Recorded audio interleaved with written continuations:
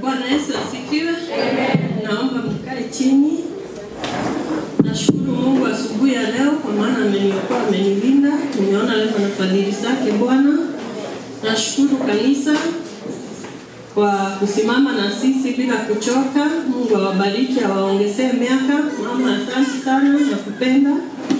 Na usiku unakosa, tunakumisi. Karibu. Bishop wetu, asante kunipea hii nafasi. Ni Mungu mwema na ni heshima kubwa. Nasema asante sana. Majina ni Sumi Morioki, kwa wageni, bibi ya Bishop, na Mungu ni mwema. The vow of Thanksgiving. Yohana 11 mstari 11. Mstari 41.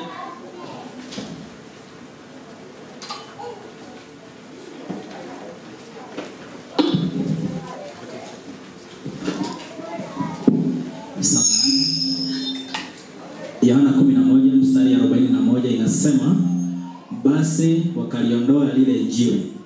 Yesu akainua macho yake juu akasema, Baba, nakushukuru kwa kuwa umenisikia. Amen. Twende hii nyingine mwasi. Yohana 6 mstari wa 9 nasema, yupo hapa mtoto ana mikate 5 ya shairi na samaki 2. Lakini hivi ni nini kwa watu kama hawa? Mstari wa 10, Yesu akasema, waketisheni watu, na mahali pale palipokuwa na majani tele. Basi wanaume wakaketi wapata 5,000 jumla yao. Sawa, enda next.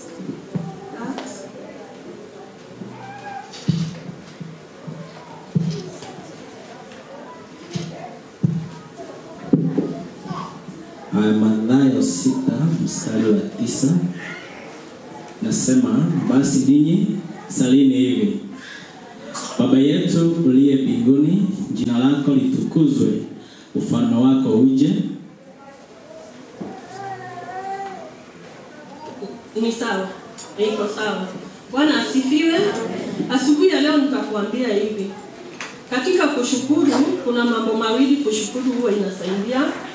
Kushukuru inajumulisha mambo, multiplication, ina multiply. Ukishukuru Mungu, mambo yako yanajumulika, yanaongezeka. Bwana asifiwe. Ya pili, ukishukuru yale mambo yamekufa, Mungu anayafufua. Bwana asifiwe. So tutaangalia ya kwanza. Kushukuru imetajwa kwa Biblia mara 72 times kwa Bible. Ni kwa nini huwa tunashukuru? Wewe unaandika kwa nini huwa tunashukuru?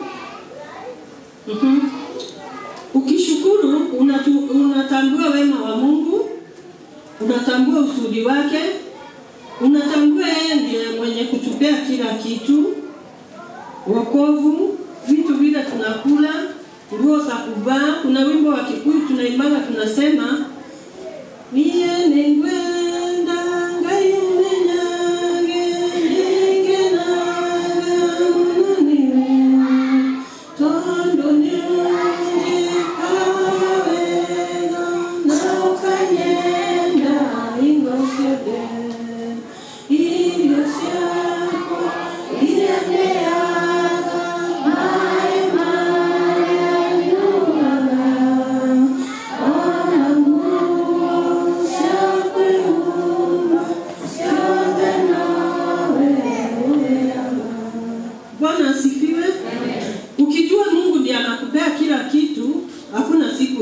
shukrani. Bwana asifiwe. Utakuwa unashukuru kwa kila jambo. Utajua unapitia magumu ndio kesho yako iwe na ushuhuda. Bwana asifiwe. Utapata nguvu, utanungunika. Bwana asifiwe. Mimi ushukuru Mungu sana kwa ajili ya Bishop. Kuna wakati nilipoanga na uoga. Nikisikia nakuja kuchotwa, nitatetemeka mpaka nipeleke hosini kiwa mahututi. Bwana asifiwe. Siku moja aliniuliza, ingekuwa unaogopa Mungu vile unaogopa watu, siku ngekuwa kuzuri kweli? Hiyo kitu wewe unaogopa sana. Ingekuwa unaogopa Mungu hivyo, kasi ya Mungu ingekuwa rahisi. Bwana asifiwe. Na nikaona ni ukweli, nikaacha kuogopa. Sasa wanakuja na wafungulia milango yote, nawaambia karibuni, nini mnaona mnaweza beba? Hakuna. Kwanza wakiingia wakipata baba Estadi, kuna time amekuwa bodyguard wangu. Anaingia, tunaomba bandara wachote ama waongee vibaya, tunacheka, wanaenda, tunawapea fare, wanatoka wanaenda. Bwana asifiwe. So tuogope Mungu kuliko hilo jambo unaogopa. Na uchunge sana juu lile jambo unaogopa haki, hilo ndilo ukupata. Tuseme unaogopa ndeni, unaogopa aibu, unaogopa hiyo kitu unaogopa mostly ndio ukuja kwako. Ndio uonekane kama utatukuza Mungu kupitia hilo jambo. Haya. Kwa nini ni njia gani tunaweza shukuru Mungu? Wale wanaandika, tunaweza shukuru Mungu kwa maombi, kwa kusifu, kwa nyimbo. Hiyo ni njia tatu kile tunaweza shukuru Mungu. Kwa njia ya maombi ndio tunasoma Mathayo 6:9. Wakati Yesu alikuwa ulimwenguni, aliambia wanafunzi wake, mnaposali, salini hivi: Baba yetu uliye juu mbinguni, jina lako litukuzwe, ufalme wako uje. Bwana asifiwe. Aliwaambia hivyo kwa nini? Kwanza shukuru. Lakini makosa yenye sisi ufanya, ukienda kwa maombi badala ushukuru Mungu, unaanzanga, Mungu ona mimi ni mwaminifu, Mungu ona sina hii, Mungu ona nifanyie, Mungu fanya hivi. Hata ukumbuki kuambia Mungu ni asante kwa yale madogo amekufanyia ama makubwa. Juu hata wewe ukiwa na watoto ama ukiwa na bwana ama bibi na anakufanyia mambo mazuri, ama mtu wa familia ama rafiki, na umwambie asante, atachoka. Lakini ukiambia ule mtu asante, na si Mungu, hatujafika hata kwa Mungu kumwambia asante. Ukose mtu akufanyia kitu ukose kumwambia asante, siku nyingine hawezi kukufanyia. Lakini ukifanywa kitu kidogo na ushukuru, hata kwa watoto. Kwangu kuna mtoto mmoja mjanja sana. Anaanzanga, asante vile ulinifanyia hivi na hivi, na ukwe strong kwa ajili yangu, juu unajua siku moja I will make you proud. So ule mtoto hata akiongea kile kitu anataka, hata kama utangangana umpatie juu kwanza alisema asante. Hivyo tu ndio kwa Mungu kuko. Sisi tunaendana mbele za Mungu, unamwambia Mungu, usiponitibu hiyo ombi nitajua wewe si Mungu. Oi, Mungu atabaki kuwa Mungu, akutendee ama akose. Yeye ni mwema kila wakati. So tunafaa kushukuru kwa yale madogo Mungu ametufanyia, na yale mengi ametufanyia, juu ni mengi ametufanyia. Juu kama sio yeye, hata kukosa kugonjeka, hiyo si ni muujiza kubwa? Hata ukigonjeka ukuje kwa chemist yangu ununue dawa na upone, si ni Mungu? Kuna yule ako hospitali amki mahali yako. Kuna yule hata hawezi jifanyia kitu, ako na pesa mingi na asimfanyii kitu. Wewe una pesa na uko mzima, ukipewa gidari ama mimi useme ile kitu siwezi kula, ni kokoto tu. Hiyo tu peke yake. Kiona sikuli, hiyo tu. Na siwezi kasirika, vile bishop alikuwa anasema watu wanakasirikia fundi. Nishibe kwanza alafu nikasirikane. Bora sijafunga, kama nimefunga sawa, hata pika kuku zako, pika kenye utapika, hiyo si shida yangu. Lakini kama sijakasirika ulete kuku mzima. Tukisonga. Bwana asifiwe. Tumesema kwa maombi, kwa kusifu. Psalms 34:1 inasema, nitakuhimidi kila wakati, sifa zako zikinywani mwangu daima. Nafsi yangu itakusifu, wanyenyekevu wasikie. Bwana asifiwe. Himidi Bwana kila wakati, mpe sifa.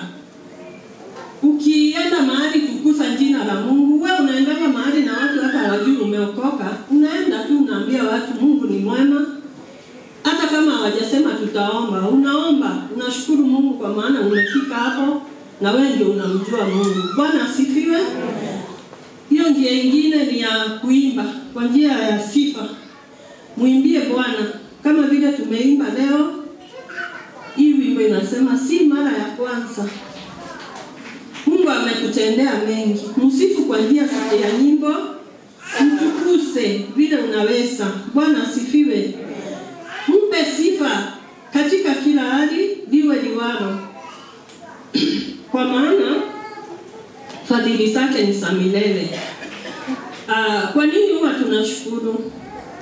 Tukishukuru, nilisema yale mambo yamekufa yanafufuka. Ukiangalia hiyo John 11:41. Kuna kitabu napenda sana hiyo ya John 11. Wakati Lazaro alikufa, Martha na Mary na marafiki walinung'unika sana. Kwa maana alipoenda kuambiwa rafiki yako amekufa. Yesu hata hakushtuka. Kwa maana alijua kifo cha Lazaro kilikuwa cha kumtukuza Mungu. So yeye hakushtuka, kushikwa na hofu, hakukimbia ati aende huko kwa kina Lazaro akamfufue. Alijua tu wacha akufe asikwe ndio watu waone wema wa Mungu. Na Yesu wakati alifika pale kwa kina Lazaro, Martha na Mary, kuna mmoja alikimbia kwa miguu yake akamwambia, "Mbona umekaa hivi mpaka rafiki yako amekufa, amenuka?" Na Yesu akamwambia, "Lazaro hakukufa tu, alikufa ndio jina langu litukuzwe." Bwana asifiwe. So kwa kila jambo unapitia, jua tu unapitia ndio jina la Mungu litukuzwe. Na ndio Romans 8:28 inasemanga, kwa mambo yote mema na mabaya yanatendeka kwa wema ili jina la Yesu litukuzwe. Bwana asifiwe. Ukijua yale unapitia na yale unaona yanatendeka ili jina la Mungu litukuzwe, hakuna siku utanung'unika kama vile wana wa Israeli walinung'unika katika Numbers 14:14. Walinung'unika, na wakati walinung'unika wakati waliahidiwa Canaan, ila kunung'unika kwao walikuwa afike Canaan na 40 days. Lakini juu ya kunung'unika hawakuona Mungu amewatoa Misri akawaleta. Sasa hao wana wa Israeli walikuwa afike Canaan na 40 days. Lakini juu ya kunung'unika walikaa 40 years. Unaona tu shinda. Mbona unafanya maisha magumu? Si ushukuru tu. Piga magoti, ambia Mungu asanti. Niko mzima, nimeamka salama.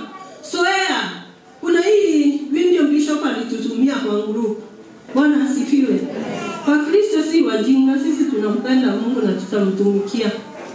Kwa vyovyote, kwa mili yetu, kwa kila kitu, tunatoa kwa mali zetu juu ya Mungu. Bwana asifiwe. Huyo anatoa testimony anasema, tumezoea, kwanza wale wako na watoto wanajua Kizungu. Wageni wakikuja unasikia, "Baby, kuja muombee chakula." Yaseme, "Let's pay." Aanze kuombea food. Kumbe kama hiyo ngoma yako iko na baba, wewe baba ndio unafaa kuombea chakula. Kwa maana Masia anatoa testimony anasema, wakati unakula ugali na sukuma ama mboga yenye uko nayo na umeita mtoto aombe, ile sio yeye ako na hiyo power hiyo ngoma, so hakuna kitu umefanya. Ile chakula kwao inakuanga kama sacrifice.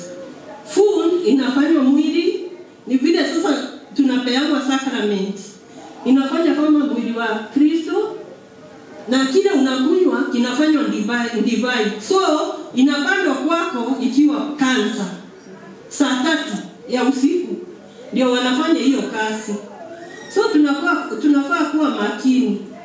Bando anasema 11:58 unafaa kuwa macho ukiomba. Sisi tunangojanga saa 9 ndio tuombe. Lakini kazi yote ya shetani wanaimaliza saa 3 ya jioni na saa 6 ya usiku.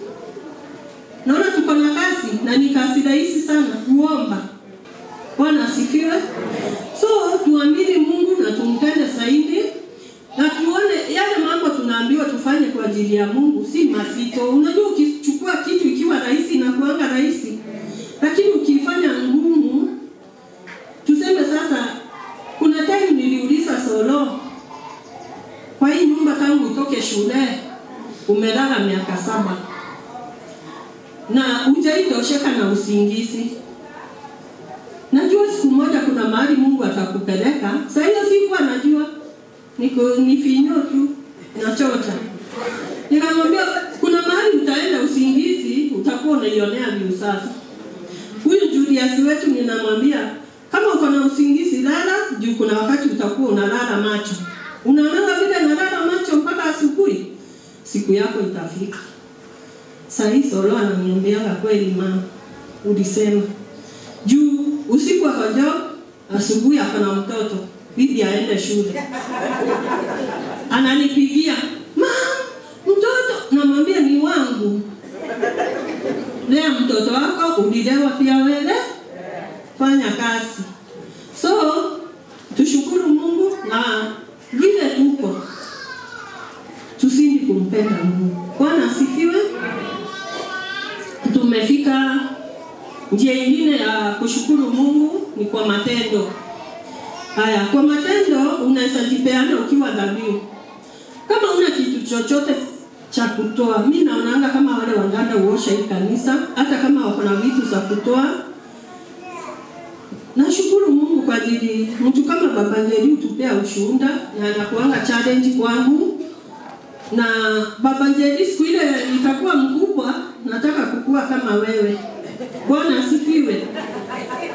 Tukiwa shule tulikuwa tunasema when I grow up I would like to be a pilot na doctor. Lakini mimi nimekuwa pilot. Nimekuwa portrait farmer mahali. Bwana asifiwe. Kama hukuwa pilot si umefuga kuku, si hiyo pia ni pilot. Bwana asifiwe. I would like to be a doctor. Na wahusia dawa. Mimi ni daktari. Kwani Bwana asifiwe. Nashukuru Mungu. Lakini mimi nilikuwa na weakness. Nikiwa shule nilikuwa na maringo. Tulionyesha mtihani yote. Form 4. Mtihani nakuanga na leakage. Yote. English, Kiswahili, Mathematics. Juu ya kiburi, mimi niliambia Mr. Nyaga.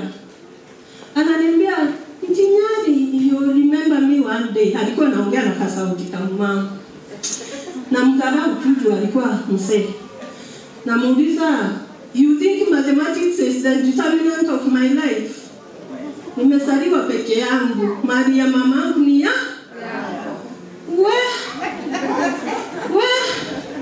Wacha mtihani ikuje.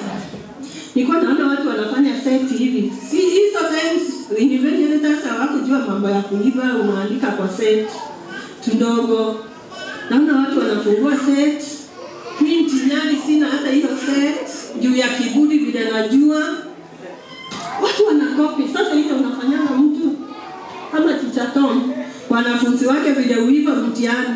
Unajaribu kuita mtu akuandikia hata kamoja. Hakuna mwenye anakuangalia juu alisikia venye niliambia mwalimu. Nilisweat, nikarudi nikaandika jina yangu kwa exam nikalala. Juu nimekuwa blank. Watu wengine wanaandika kuandika wewe hujui kitu. Hey, kalma. Cheza na kalma. Niligongwa culture development. Tumemaliza form 4. Mamangu kufa. Akikufa ametumia kila kitu. Alibakisha tembo. Sasa mench kwa kila mtu amepatika. Mathematics imeacha kuwa the determinant of my life. Maisha imenigeuka. Niligongwa na life. Nilisukumwa. Nilikuwa nakumbuka Mr. Nyaga kila siku. Bwana asifiwe.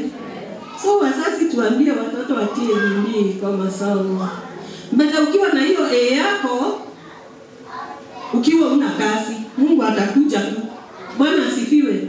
Juu hata wenye walikuwa nakuwa last kwa class. Sai uwezi wafikia ni mapilot, madokta, na mimi huku ni portrait farmer. Ni sawa? Pastor Mungai utuambia kwa TikTok, mwalimu wa Dandora. Ukupata kwa maisha, uko na kwa ukupata kwa class, uko na ya maisha. So hiyo anapeana. Ukupata C, ukupata B, ukupata D. So ile ulipata wewe shukuru tu. Songa nayo. Bwana ataibariki. Bwana asifiwe. Mungu ni mwema kila wakati. So tunaona katika hiyo John 11:41 Mungu Yesu wakati alienda kwa kina Lazaro, alimuita tu, alisema kwanza jiwe liondolewe. Jiwe likaondolewa, akainua macho juu, akainua mikono, akashukuru Mungu. Akasema asante kwa ajili ya kifo ya Lazaro, anajua itatukuza Mungu. Kumaliza kushukuru alimuita tu, Lazaro akaamuka. Bwana asifiwe. So katika kushukuru mambo yale yamekufa, Mungu anayafufua. Bwana asifiwe. Sijui kama nasaidia mtu. Bwana asifiwe. Katika kushukuru yale mambo yamekufa, Mungu atayafufua. Haya, unaona hiyo kitabu kingine tumesoma ya vile Yesu aliuliza nani ako na kitu inaweza kuliwa. Kulikuwa na kijana alikuwa na samaki wawili. Samaki walikuwa wawili na mikate 5. Mungu akainua macho, akashukuru kwa ajili ya kile kidogo kilikuwa, na Mungu akaibariki, ikajumulishwa, ikaweza kufeed wanaume 5,000. Biblia ituambia wamama walikuwa wangapi? Bwana asifiwe. Na walibeba, walikula sikabaki na wakabeba. Unaona nguvu ya kushukuru. So ukishukuru, hata kama ni rafiki yako ama mtu wenu ama bishop, ukikuja tu ama sana hebu jifunzeni katikati ya wiki kupigia bishop na muuliza bishop unaendeleaje, niko salama. Asante sana. Huwezi kosa jambo la kumwambia asante, si lazima pesa. Hiyo roho yake utaitia nguvu. Napenda sana kujua uko wapi, unafanya nini. Na unaanga saa zingine tukipiga simu mtu hata akuulizi uko wapi, na isaongea na wewe. Akianga, hello Virginia, nataka utakuja kwangu, niko na wageni, utakuja kunipikia. Sijamuuliza hata anafanya nini ama ako wapi. Bwana asifiwe. Mtu anaweza kuwa mahali hawezi ongea na wewe unamsukuma aongee. So umekosa ile roho. Bwana asifiwe. So mimi nilikuwa naongea tu mambo ya kushukuru tu. Tupende sana kushukuru. Wakati Yesu aliinua ile mikate, Mungu alijumulisha. Ikatosha wanaume 5,000 na wanawake na watoto hawakuhesabiwa. Bwana asifiwe. So katika kushukuru mambo yetu inaongezeka, inakuwa. Kiswahili ni ngumu. Inakuwa na Mungu anatukuzwa. Bwana asifiwe. First Thessalonike 5:18 pia inasema kwa kila jambo tumshukuru Mungu. Bwana asifiwe. Wafilipi 4:6 wale wanaandika 7 inasema kwa kusali na kuomba na kushukuru haja zenu na sijulikane na Mungu. Unasikia kila mahali ni tushukuru kwanza, alafu tumujulishe mahitaji yetu. Si ati ajui, Mungu anajua kila jambo. Lakini lazima umkumbushe, umwambie kwa utaratibu. Mahitaji yetu ijulikane kwa Bwana. Bwana asifiwe. Anasema tusisumbuke na jambo lolote. Lakini tukiwa wanadamu tukipatwa na mambo, badala ya kwanza kushukuru Mungu ama kuomba, tunaanzaka kuhangaika. Tunaanza kuona marafiki watatukuamua. Tunaweka mambo zetu mbele, tunaweka akili zetu mbele ya mambo. Kwanza hujajulisha Bwana. Jifunze. Ukipata jambo ama ukiwa na jambo unataka kuanza, julisha Mungu kwanza. Na hutawahi shindwa. Kwa maana ukiona unaenda kushindwa, utakumbusha Mungu, nilianza na wewe. Nilikuambia Mungu nikianza, nilikushukuru nikianza. Mbona hili jambo linaenda vibaya? Na Mungu ni Mungu mwenye wivu, hawezi taka kuaibika. Ukijifunza hivyo, Mungu hawezi kuacha na hawezi taka uaibike. Katika Psalms 34:19 Mungu anatupea assurance, ile guarantee ya mambo. Anatuambia mateso yake mwenye haki ni mengi sana, lakini Bwana umponya nayo yote. Bwana asifiwe. Utapitia mambo mengi, lakini Mungu hawezi kukuacha uangamie. Na huwezi jaribiwa na jambo lenye utaweza. Na nikwambie kitu moja, yale mambo unapitia sio wewe wa kwanza, si wewe wa mwisho, si wewe wa katikati. Watu wengi wamepitia ile mambo unapitia. So wewe at least unajua Mungu uko na faida. Shukuru Mungu tu. Kwa yale yote unapitia, jifunze kushukuru Mungu. Na nikimalizia nitasema faida za kushukuru. Faida za kushukuru ndio sasa nimalizie. 5 minutes nimalize. Sitaelezea. Kushukuru kunaongeza imani. Ukizoea kushukuru Mungu atakuongezea kuvumilia. Ukizoea kushukuru Mungu atakupea kutosheka kwa kila jambo. Na inaongeza uhusiano wako na Mungu. Inaongeza imani, uvumilivu, kutosheka na inaongeza uhusiano wako na Mungu. Number 4 inaongeza amani. Number 6 unaona Mungu kwa kila jambo, hata kama ni kwa mambo magumu ama mazuri. Utaona bidii yako, utaona uzuri wako, utaona kuweza kwako, utaona Mungu katika kila jambo. Ukizoea kushukuru Mungu itakuongezea pia kutii. Na Biblia inasema kutii ni bora kuliko dhabihu. Ukizoea kushukuru Mungu anafungua milango nyingi. Bwana asifiwe. Ndiposa unaona Zaburi 50:14 and 15 huwa inasema nitolee fungu la shukrani, uniite wakati wa mateso, nami nitakuokoa. Bwana asifiwe. Ukizoea kushukuru Mungu atakuokoa kwa mambo mengi, mambo mema na mabaya. Unajua hata mabaya anaweza kuja na rafiki na uwezi jua, lakini ukizoea kushukuru hata kama ni nani atakukujia, Mungu atakunenea ama atatumana. Uwe kama vile mimi nilipiga wrong number. Juu saa zingine bishop anaweza shindwa kuniambia hapa unakosea Reverend. Sasa labda anaomba kimoyo moyo, anaumia, hawezi taka kuniambia hapa uendi vizuri. Lakini unaona Mungu juu ananipenda, nilitumaniwa na njia nyingine ya ajabu. Bwana asifiwe. Nikimalizia jambo la mwisho. Mimi huona kila Sunday tunashukuru. Tunatoa mbegu. Nitakupea homework kidogo sana.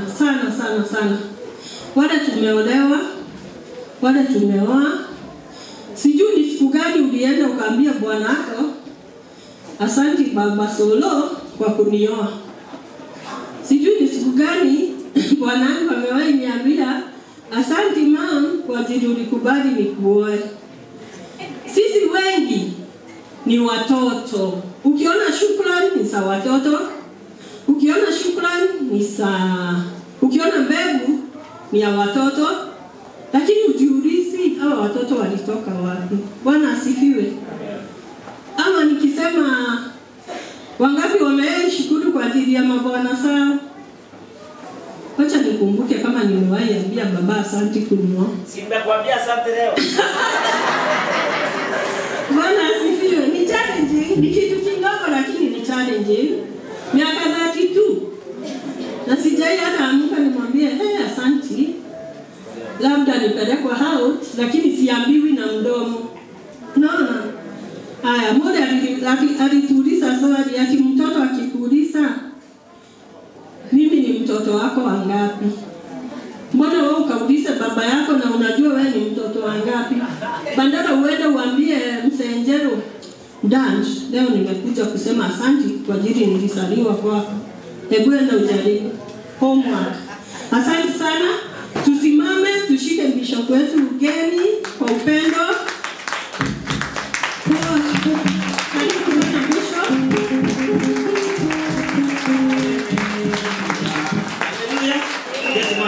Sana. I think kila mmoja ameshika, amefundisha pole pole, si ndio? Hapo anakimbelembele haraka kama mimi. Pole pole. So tumeambiwa neno moja. Unajua kuna opposite ya kila jambo. Tumeambiwa tukishukuru. Ukishukuru inaleta uhai. Si Yesu pale kaburini,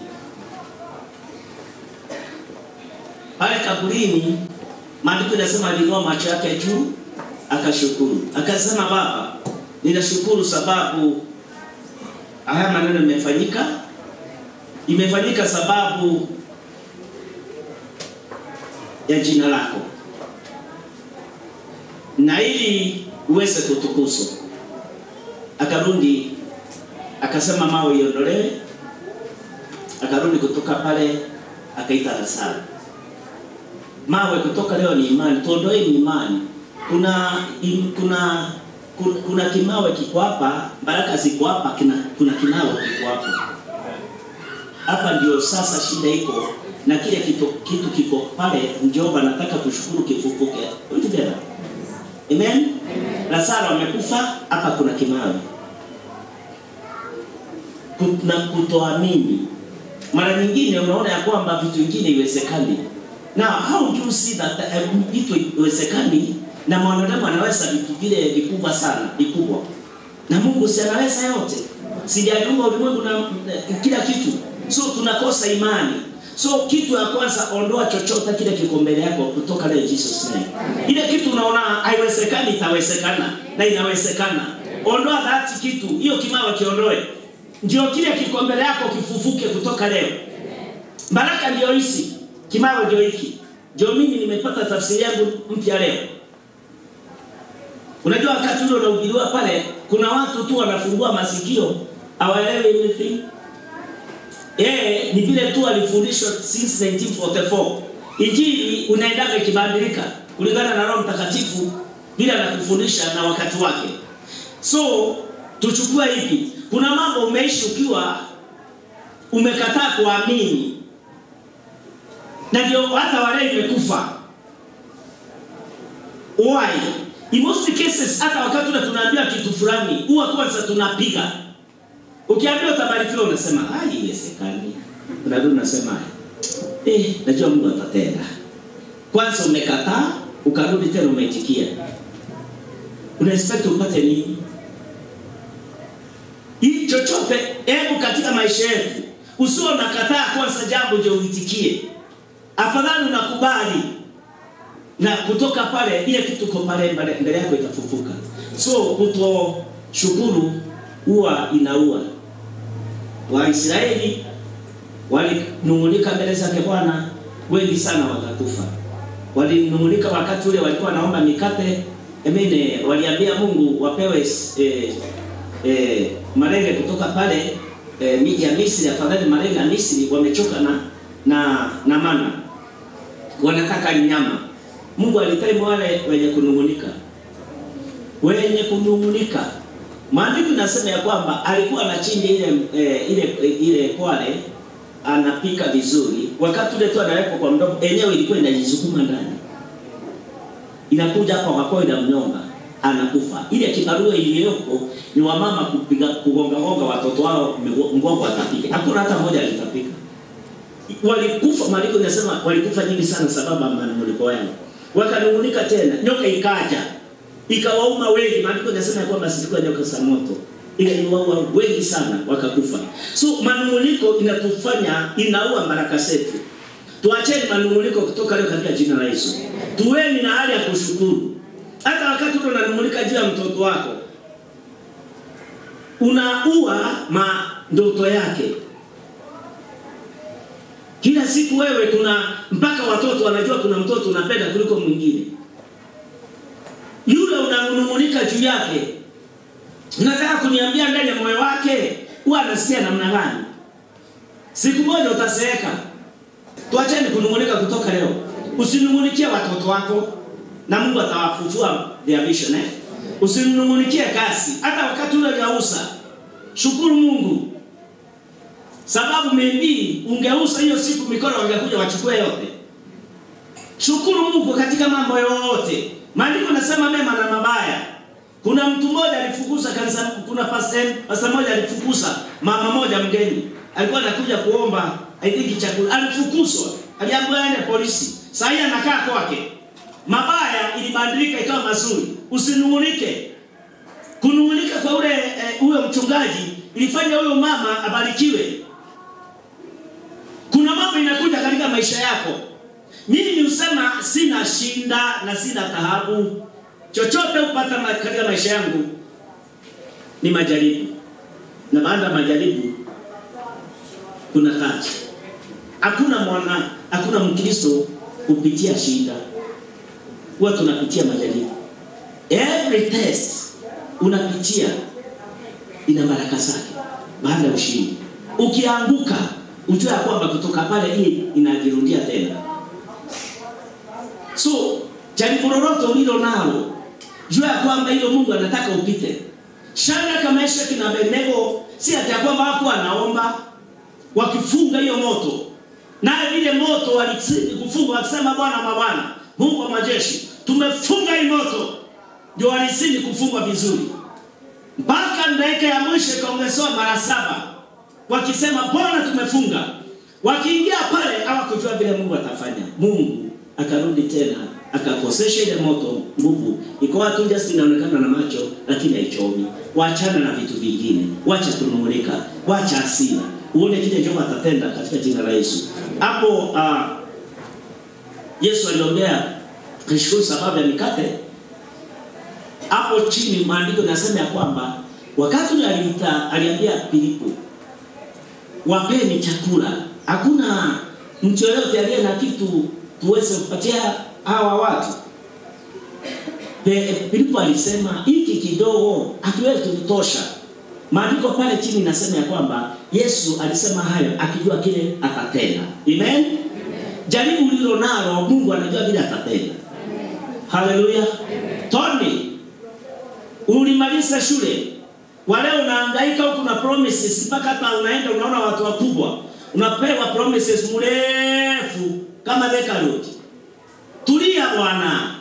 Ngoja mkono wa Mungu. Mungu anajua sababu ile imefanya. Tulikuja, tukakula, tukakunywa, tukasherehekea your graduation party. Ngoja mkono wa Mungu kutoka na Jesus name. Nimeandika in the name of Jesus of Nazareth. Tone unapata kasi in Jesus name. Hallelujah. Tuandikeni kwa imani katika jina la Yesu. Hallelujah. Na hakuna manunguniko. Wacha kusema sasa akipata na mtoto wangu hajapata, ni kwa nini hajaonekana? Sasa hiyo ndio inakula watu. Unakaa pale. Ni kwa nini mtu fulani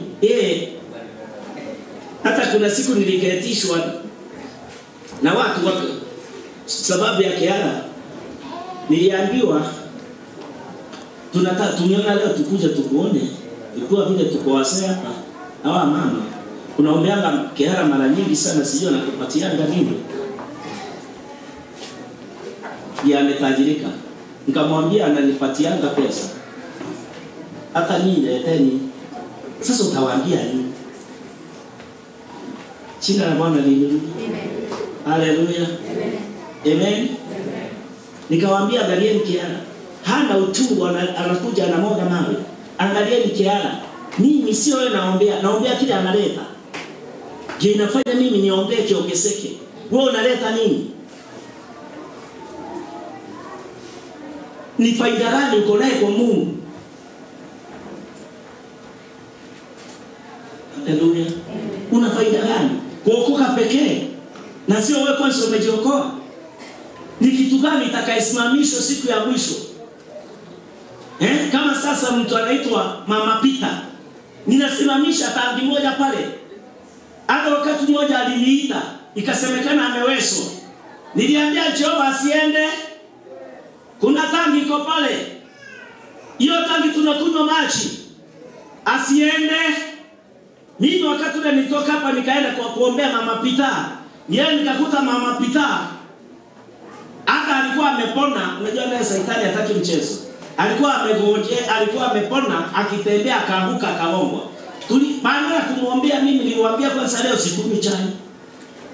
Tukapiga masuri. Mama Pita Mungu akamtendea mema. Haleluya. Why? Kuna kitu anakumbukwa nalo. Si kile umefanyia watoto wako, ni kile umefanya ndani ya nyumba ya Mungu. Unakumbukwa kwa nini? Hii kamera sio ya kanisa, ni ya Brother Mongi. Alikuja hapa kwa hana kamera. Akawa anaomba kamera, mahali alikuwa anafanya kazi. Akapewa kamera na jamaa alikuwa rafiki yake. Waleo Mungu akamhurumia, waleo na kamera yake. Haleluya. Kile unatoa lazima Mungu atakuongezea. Hii kamera ni yake. Na ndio naona tunatumia. Na kuambia huyu kijana atafungua studio yake in Jesus name. Utamuona anainuka. Amesaidia watu wengi sana hapa katika hii nyumba. Wewe ni kitu gani tutajivunia? Haleluya. Haleluya. Ni kitu gani utajivunia wewe? Hii kamera si ya pesa kidogo. Unaona watu wanafikiria, "Gai, unajua nilienda nilipelekwa na Mori tukanunua kamera na nisamani kama Mori amelala. Sijui kama alalangi."